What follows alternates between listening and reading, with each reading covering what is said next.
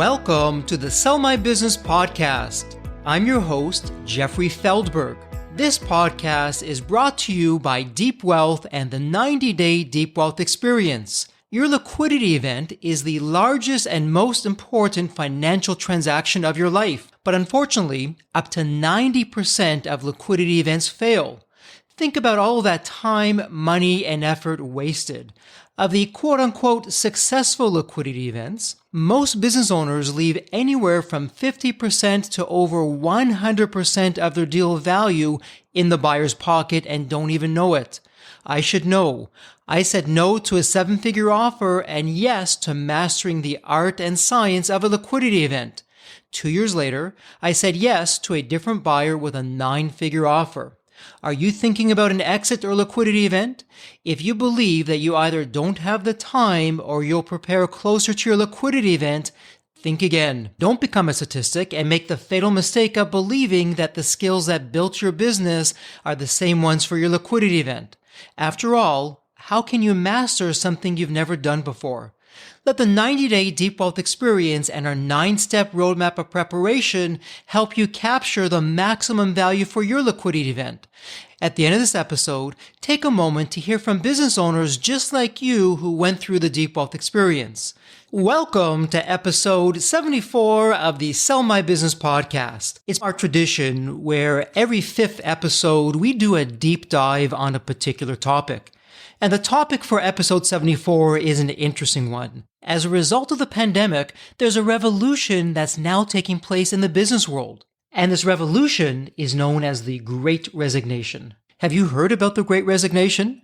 And as important, what are you doing about it? For most business owners, their liquidity event is the single largest, most important financial transaction of their life. Yet, up to 90% of liquidity events fail, and of the quote-unquote successful liquidity events, most business owners are leaving anywhere from 50% to over 100% of the deal value in their buyer's pocket, and they don't even know about this. So in this episode, we're going to do a deep dive on the Great Resignation, what it is, what you can do, and how you can succeed and prosper. So let's talk about the Great Resignation. What is this and what does this mean for your business? The coronavirus pandemic created a perfect storm when 2 things happened. Number 1, at the start of the pandemic, most employees were not at work, they were at home, and we all had lots of time to think. And at the same time, the same employees were working remotely. The combination of downtime, where people are thinking about what is life all about? What should I be doing? Am I happy? Am I fulfilled? Depending on the study, anywhere from 40% to 60% of employees are thinking about quitting. And believe it or not, some of these employees don't even have their next job lined up. So as a business owner, this has incredible implications for you. And there's 2 sides to the coin. On the one hand, employees that are quitting, not a great thing. It can hurt your EBITDA. It can hurt your client relations. Many negative things that are going on there. But on the flip side, the other side of the coin, the Great Resignation is making talent available where it otherwise wouldn't. And I'm getting a little bit ahead of myself, but we'll talk about that in the next 4 strategies. But let's finish rounding out what this whole Great Resignation is and what you need to know about it. So the takeaway is that employees are shifting away from living to work, and instead they're contemplating working to live. It's a subtle change, but it's a big change. And as a business owner, you need to know what these implications are and how you're going to deal with it. So now that we've talked about what the Great Resignation is and what it means for your business, let's start going into some of the strategies of how you're going to protect yourself. So the first strategy is why flexible work arrangements both keep and attracts top talent. So we've all seen that remote work continues to be an option. And in fact, it's my opinion that remote work is not going anywhere. I know that as business gets back to the new normal, companies are calling back their employees. At the same time, though, some of those employees are choosing not to go back to work. There's a lot of hesitation. There's a lot of fear. And even some resentment about the way things used to be in the workplace. So here's my thesis. In the positions that support remote work, which is primarily your knowledge workers, remote work will continue to be an option whether you want that or not. And as a business owner, the only thing constant is change itself. So if your opinion is that, well, remote work is nice, but not in my company, you may be thinking that, but the marketplace is speaking through action. So remote work isn't going anywhere. What should you be doing about this? Well, for starters, it's time to start thinking about how you can embrace and welcome remote work as a full-time option for both your existing employees as well as the new employees that you're going to be hiring. Other things that you need to start thinking about, and in the past we gave lip service to this, but now it's time to start putting our money literally where our mouths are. And that is within your business, it's time to begin instituting paid time off. Many companies would talk the talk, but the owners of the company and the leaders of the company secretly like the situation where employees continue to work and they didn't take time off. And all that is fine and good, but it was a bit of a fool's game because studies continue to show that employees who take time off, they unplug from the workplace, they unplug from the business, they actually come back recharged and more productive. And if we take a step back for a moment, what is it that we really want? Is our desired outcome having employees burnt out and not taking time off? Or instead, is our desired outcome one where our employees are refreshed, they're recharged, and they're productive? A bit of a rhetorical question, I know, but there's absolute truth to that. And so what this means is that you need to start thinking about a culture within your business where you begin to embrace boundaries for the work hours. Whether it's remote work or being in the office, that working past a certain time or on the weekend is frowned upon. And yes, that also means no more of those emails at 1 a.m. or 3 a.m. or midnight or these crazy hours because it has your employees feel like they should be checking their email all the time. And so your culture must really embrace that when the work hours are done, the work hours are really done. We don't want to see you in the office. We don't want to see you working remotely. We don't expect to have emails from you off hours, and we certainly don't expect you to replying to any emails that are sent off hours. But the culture really needs to embrace this. And as the owner of the business, the culture starts with you and it ends with you. And it's time to start leading by example. So flexible work arrangements is the way to go if you want to both keep and attract top talent. But at the same time, what can you do to fend off the Great Resignation? And that's strategy number 2 in this. And what you're going to do to fend off the Great Resignation is supercharging your management team. So here's another rhetorical question for you. Does your business run without you? And all I'm looking for is a yes or no. I don't want any explanations. I don't want any yes, but, or no, but. A simple yes or no answer. And the reality is, most businesses do not run without the business owner, even if that business has a management team. At Deep Wealth, in our 9-step roadmap where we help you prepare for your liquidity event, our goal is focused on helping you to capture the maximum value in your liquidity event. And so having a business that runs without you does a number of important things. And I've talked about this at length in the articles and in other podcasts, but it's worth revisiting. When your business really runs without you, it's a situation where you get to work on the business and not in the business. And when you think about it, when you began your business, you took your strengths and you leveraged them. And when you think about this, when you began your business, you leveraged your strengths. You found a painful problem that you were passionate to solve. And you took that problem, you were world-class at it in solving it, and you went from 0 customers to customers that became raving fans. But over time, because the business grew and perhaps you weren't bringing in enough people to help address that, you stopped working on the business and you were working in the business. And while that may be okay in the early days, on a go-forward basis, it really is holding you back in terms of the results that you're able to achieve, in terms of your EBITDA, in terms of creating a market disruption. Not good things. So when you begin the process of having leaders in the workplace who are running the business without you, you get your time back. You lose your golden handcuffs. You get to focus on where you're going to create the next market disruption. You can find those brilliant new ideas to solve those new painful problems. Because again, when you think about it from your client's perspective, you're only as good as what you've done today. What you've done yesterday or in the weeks, months, or years before doesn't cut it. Having your business run without you begins to alleviate that situation. And at the same time, when you look at your liquidity event, in the 9-step roadmap, in the Deep Wealth Experience, step number 2, X factors that insanely increase the value of your business. Well, one X factor is having your business run without you. And if you do it really well with your management team, that X factor is also a Rembrandt. A Rembrandt is an area where you're world class in, and a Rembrandt is something that your future buyer is going to take note of. And a Rembrandt is also something that your future buyer will pay a premium for. So you want your management team to be running the business. But here's the thing. The Great Resignation is showing that employees aren't leaving businesses. Instead, employees are leaving bosses. So what can you do with your leaders that are going to have your employees want to stay in the company? Well, for starters, begin to promote the right people within the business. And I know it's not always possible to promote from within, but when you can promote from within, it shows that you're rewarding performance within the company. People get excited, particularly your top performers, that they now have a career track. And by the way, when you're not running the business, one of the career tracks is to become president or CEO of your business.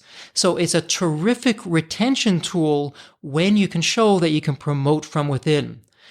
For your existing management team and any new management team members that you're going to be adding, you definitely want to give them training for the tools that they need to be successful. And part of that training is doing a deep dive on your culture. I've said it before and I'll say it again. Your competition with all of their money can buy many, many things. Your competition can buy the same technology that you're using. And yes, your competition can also, with their capital, hire away some of your top talent. But what your competition can't do, because money doesn't buy this one thing, your competition cannot copy your culture. So when you have a rich, thriving, and vibrant culture that is led by your management team, your employees will follow suit. So you can fend off the Great Resignation by supercharging your management team so they have the skill sets and the tools that they can lead by example, that they can be a terrific boss and be an inspiration. Because again, remember, employees are leaving bosses. So if we take a step back here, you've put flexible work arrangements in place to both keep and attract top talent. You're also fending off the Great Resignation by supercharging your management team. What's the next strategy that you can deploy that's going to make a difference and help you not just survive, but thrive during the Great Resignation? The next strategy also revolves around your culture, and this is the importance of connecting culture to your vision. So it's one thing to have a culture. And if we're honest about it, for most business owners, it's only paying lip service to the culture. But what you want to do is within your culture, again, you want to have your vision tied to that and you want to have your culture thriving and vibrant and rich. Well, there's 3 things that you can do. The first thing that you can do is you can supercharge your culture just like you did with your management team, but now with your employees. And you can supercharge it by what you pay. Are you paying below what the industry average is? Are you at the industry average or are you above the industry average? If you want to supercharge your culture, do whatever you can to go above and beyond what's being paid as the industry average. I spoke about promotions in the previous strategy. Let's revisit that. Promotions are so meaningful to employees. This is one of the things that they're looking for and one of the things that they're going to be deciding, am I going to stay here or am I going to go elsewhere? Remember, employees are looking for a fulfilling life. Now, not everyone's currency is going to be a promotion. And speaking of your employees' currency, it's really important that you tune into one of my favorite radio stations. And in fact, it's the world's favorite radio station, and it's called WII.FM. The What's in It For Me radio station. It's essential that both you and your management team know what the currency is for all of your employees and particularly your top performers. So when the currency is a promotion or the currency is pay, terrific. Now you can speak to that currency. If the currency of an employee is something else, speak to that employee, tune into their WII.FM, and ensure that you can offer them what they're looking for if you want to retain them. And in addition to pay and promotions, let's not forget bonuses. And in fact, bonuses tie into the second thing that you need to be doing when you're connecting culture to your vision, and that is to create key performance indicators for your frontline employees all the way through to your CEO. And your key performance indicators or KPIs, that's going to tie into what your vision is. When everyone knows what their KPI is, they can now measure how they're doing today versus how they did yesterday, last week, last month, last quarter, or over the past number of years. And we begin to ask critical questions.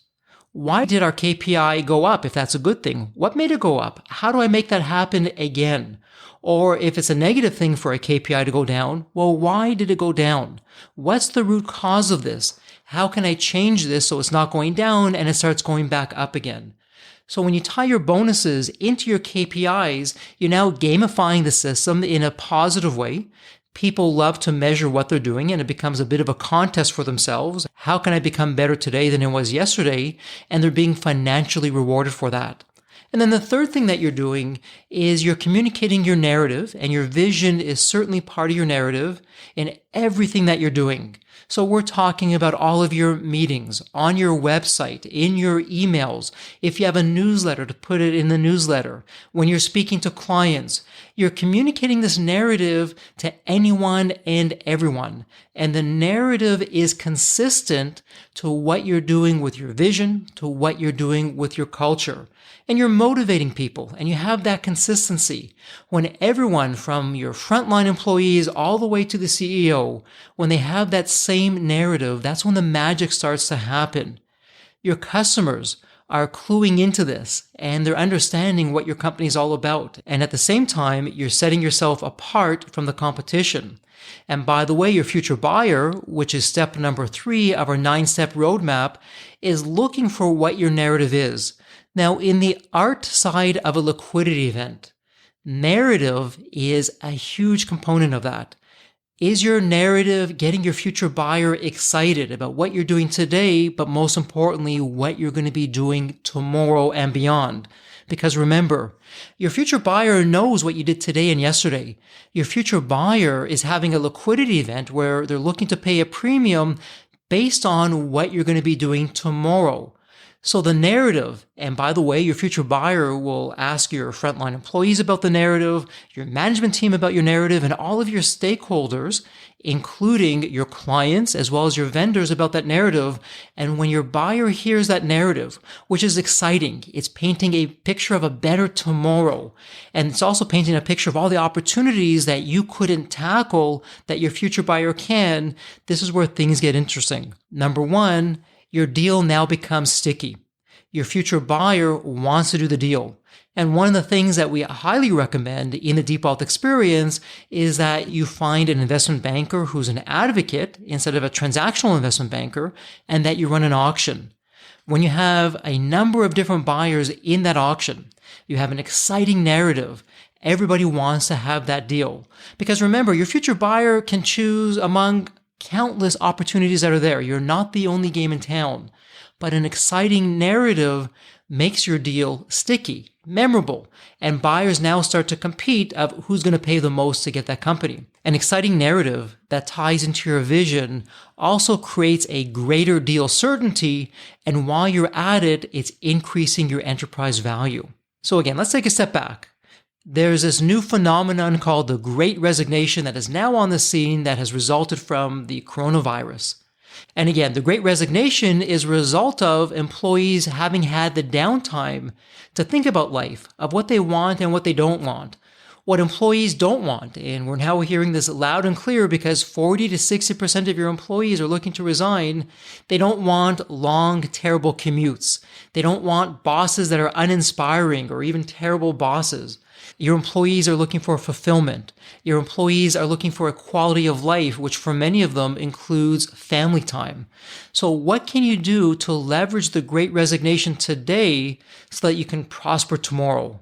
One of the things that you can begin doing right away is embracing the notion that top talent now prefers to work for multiple companies. You heard that correctly. Some people call it the gig economy. Some people call this freelancers. I'm going to call it freelancers. What you need to know is that freelancers do not want to work for one company. Freelancers want to do remote work and do the work for multiple companies. Now, you may be asking, well, why would they want to do that? Why would somebody want to work for multiple companies? Some of these freelancers are what people call digital nomads. As the name suggests, it's a person, and in this case, it's world-class talent who loves to travel. This person doesn't want to stay in any one place, and it's completely possible that every week this person might be in a different country, a different location, or perhaps it's every month. These talented people love the challenge of different businesses, different business problems, and how they're going to solve those problems. So when you're thinking about the Great Resignation and how you want to do two things, number one, you want to keep your top talent, and number two, you want to attract top talent, what you must start thinking about is a blended workforce of both full-time and freelance talent. And there's no judgment here. One is not better than the other. Now, if your culture hasn't embraced freelance talent before, or if freelance talent is looked down upon, this is the opportunity to begin to change your culture. And this is why culture is so critical, to have that rich, vibrant, thriving culture, which also embraces the notion of freelance talent. And again, as I mentioned earlier, what's your outcome? Is your outcome to ensure that everyone's working full time for you? Or instead, is your outcome to ensure that you're absolutely hitting it out of the park in the areas of the business that move the dial for your EBITDA, for your growth, and ultimately for your enterprise value when it comes time to think about your liquidity event? And this point ties nicely into the third one. And this third strategy is difficult for many business owners to accept. But again, let's look at the outcome of what we want. So what is this third thing that you must absolutely be doing so that you can leverage the Great Resignation today, so that you can prosper tomorrow? The third thing that you must do is have an open mindset where some of your full-time employees are going to become freelancers. That's right. They're no longer going to work full-time for you. They're not even going to work in the office. They're going to be doing remote work, and you're not going to be the only game in town. They're going to be having other obligations. Now, of course, you're going to be applying your KPIs to both your full-time employees, people who are in the office, as well as to your freelancers who are out of the office, as well as your employees who might be doing remote work as well. But assuming that the KPIs are not only being met, but hopefully exceeded, you're open that you may lose some of your full-time employees who do become freelancers. And again, you have to ask yourself, if you have a top performing person, is something better than something of nothing? Well, at least in my books, it is. And when we take a step back and we look at the strategy of where we're recognizing that top talent now prefers working for multiple companies, that we understand that we need a blended workforce of both full-time and freelance talent, and that we're open that some of our full-time employees are going to become freelancers, we're now having the right kind of mindset. And in fact, step number 7 of the 9-step roadmap in the Deep Wealth Experience is developing a winning mindset. And a winning mindset is, number 1, your ability to tune into WII.FM, the What's In It For Me radio station, for everyone that you're interacting with, from your employees, your freelancers, your clients, your stakeholders, and even your future buyer. But when you have the right mindset, you're now open to be more creative. And that creativity will help your business get to the next level. One of my favorite sayings is that resilience trumps resources. So in other words, your ability to be creative, your ability to have clarity, which we help you develop in the 9-step roadmap, That all goes towards your resilience. And resilience will get you better results than money. A quick story for you. In my e-learning company, we bootstrapped that company. And I ran that company in what I like to call a cockroach startup. So as a cockroach startup, our loyalty was to the culture. It was to our vision. It was to our narrative, but also figuring how to do things quicker and less expensive than it would otherwise. And looking back on that experience all these years later, I can tell you that Embanet would not have been as nearly as successful as it became if we had access to capital upfront. In fact, what I found was that the resilience forced us to find solutions that weren't being done in the industry. And those solutions led the way for us to create a market disruption and dominate. So having the right mindset is absolutely critical because it does develop your resilience. So let's take a quick recap here. And what have we talked about? There are 5 important things that were discussed in episode 74, The Great Resignation, what you need to know to succeed and prosper. So for starters, we defined the Great Resignation as something that came out of the coronavirus pandemic.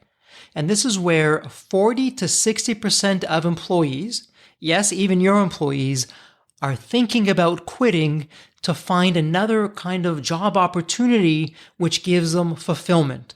These employees want to leave because they're not being fulfilled, they're leaving terrible bosses, they don't like the long commute, and to find greener pastures elsewhere. So now that we know what the problem is, and as I like to say, 90% of the solution is understanding the root cause of the problem. And the root cause of the problem with the Great Resignation is that employees are lacking fulfillment.